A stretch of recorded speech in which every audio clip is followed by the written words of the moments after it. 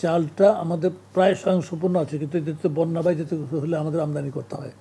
গত বছর আমদানি করতে হয়নি, কিন্তু এই বছরে আকস্মিকভাবে এই সরকারের সূচনাতেই দেখা গেল যে এই বন্যার জন্য ফসলের ক্ষয়ক্ষতি হয়েছে, চাল আমদানির প্রয়োজন দেখা যায়। তখন আমরা সরকারিভাবে চাল আমদানির জন্য আমরা সকল ব্যবস্থা নিয়েছি, বেসরকারিভাবেও চাল আমদানি করার জন্যে উৎসাহিত করেছি। এবং সরকারের তরফ থেকে যে এখানে যে প্রণোদনাগুলি দেওয়া হয়েছে, এতে সকল ধরনের শুল্ক কর প্রত্যাহার করা হয়েছে। আগে চাল আমদানির জন্য শুল্ক কর ছিল, এটা প্রত্যাহার করা হয়েছে। এবং বেসরকারি উদ্যোক্তাদেরকেও, যারা ব্যবসায়ী যারা আছেন তাদেরকেও ইয়ে করা হচ্ছে, তাদেরকে আপনার দেওয়া হচ্ছে আর কি, উৎসাহিত করা হচ্ছে যাতে তারা আমদানি করেন। তা আমদানি কার্যক্রম চলছে।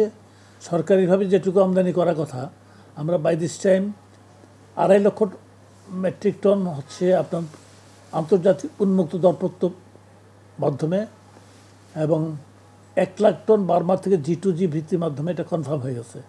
আর 50,000 টন পাকিস্তান থেকে আমাদের আলোচনা কনক্লুড হয়েছে। তো আমরা এটা ক্যাবিনেট যেটা পারচেজ কমিটি যেটা আছে সেটা আগামী মিটিং আমরা সেটা নিয়ে যাব।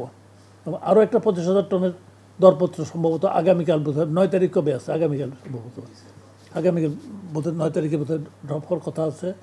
তো এতে করতে গিয়ে আবার এই মাসে আমরা আশা করছি মিয়ানমারের 1 লাখ টন চাল, কারণ আন্তর্জাতিক দরপত্রের মাধ্যমে যে আমরা যে চালের যে অর্ডার করেছি তার মধ্যে থেকে অন্তত পক্ষে 75,000 টন চাল এবার এই মাসে 1,75,000 টন আসবে।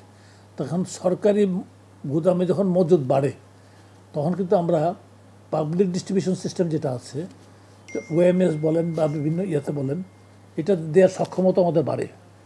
তখন বাজারের উপর চাপটা কমে যাবে, ক্রেতাদের চাপটা কমে যাবে।